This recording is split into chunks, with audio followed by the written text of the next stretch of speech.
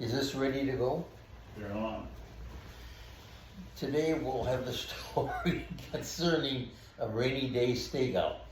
In the 50s, whenever there was a serial type person, like a bandit, burglar, or robber, we would just set up a stakeout, meaning that we would try and guess where they would hit next, and then the stakeout, you would carry a weapon, a shotgun, a Remington shotgun, and 5 rounds, and that would be your weapon of choice for a stakeout. A stakeout was where you actually tried to predict where they would hit, and you got there before them. Let's say a mom and pop store that was very popular in the 50s, mom and pop stores.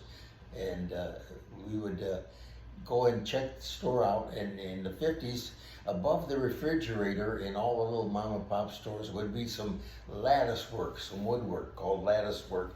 And they would put, beer companies and liquor companies would, up in those open spaces on top of refrigeration things, they would put their advertising and do a little advertising.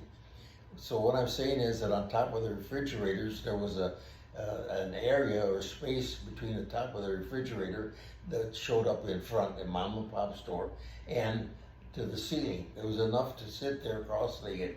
Therefore, you would take your Remington shotgun, break it down in pieces, put it in a little bag, like a lunch bag, and carry it in sometime prior to evening in the afternoon. Be like a customer.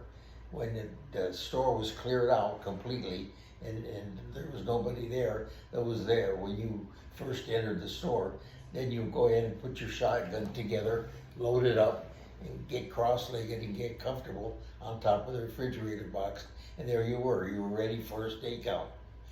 This stakeout concerned a rainy day.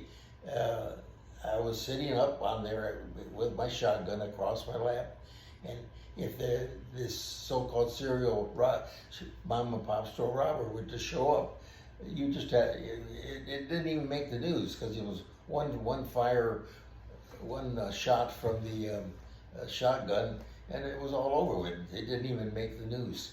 And so I was up there and had gotten into the store, had taken my shotgun out and put it all together again. We always had a ladder, the 6-foot ladder, all of the mom and pop stores had them to get to their lights and so on. So you climb up the ladder, you have them put it in the back on top of the fridge, go into the refrigeration. I was in place, it was getting dark, then it got dark, and it started to rain. In the middle of the early evening rush, while it was raining, a customer or a person walked into the liquor store, mom and pop liquor store, and all I could see is the back of them as they were walking up to the cash register. And the clerks or the owners of the mom and pop stores were always told, don't do anything, just stand where you're at, put your hands up, and just stand where one place if you could, and put your hands up, and allow us the time to get in that one shot. They said, okay.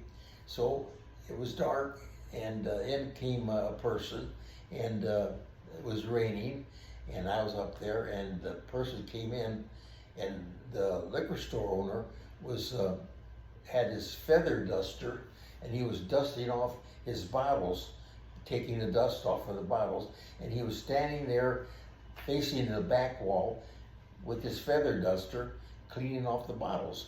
And in walked a person, and the clerk kept on dusting, and the person came in. The person had on a trench coat, a rainy type hat that fit over the head, and a trench coat, or any day trench coat that encompassed the whole body and everything, and this hat. So all you could see is the raincoat and the hat moving around. So the clerk was hitting the dust off, and this person walked up behind him only staying outside of the customer area or the register area, but they came up behind them and had their hands in the pockets of the raincoat, walked up behind them and tippy-toed. So, because the person, the owner hadn't heard him, and he tippy-toed up to behind the owner, and then they said, "Okay, stick him up." And the owner quietly turned around with his hand, it was the man, with his hands up, and quietly turned around to this person that said, "Okay, this is a stick up." When they said that, I took the safety off the shotgun, took the safety off the shotgun, and it was all in place. All I had to do was pull the trigger. So I took the safety off, just aimed it right to the back of their head, and waiting for the robbery to take place and be completed. The clerk turned around, the clerk or the owner turned around like this. Mary Lou, oh, God bless you, Mary Lou, don't do that to me. You scared the hell out of me, Mary Lou. A good customer of you coming in there and telling me that. Don't ever do that, Mary Lou. Don't, I sure got you, Joe, didn't I? I got you good, boy, you were scared. Oh, don't do that. What do you want? And how come your husband isn't on it? Oh, you think he was going to come out to get his pint? He told me to put on his jacket and thing and come in here and get a pint. He wasn't going to come out in a rainy day. So that's why my husband isn't here, because he wasn't going to get wet, and he sent me out to get wet. Okay, Mary Lou, here's your pint, here's what your husband gets. It's so much, $3, whatever. And so take it easy now, be careful, Mary Lou. Yeah, goodbye. So, boy, you'll never forget that, huh? How I got to, he says, you don't know how I'll never forget it. Period. That was, well, I got some more stuff I'm going to tell you, but turn it off for a minute, and we'll leave.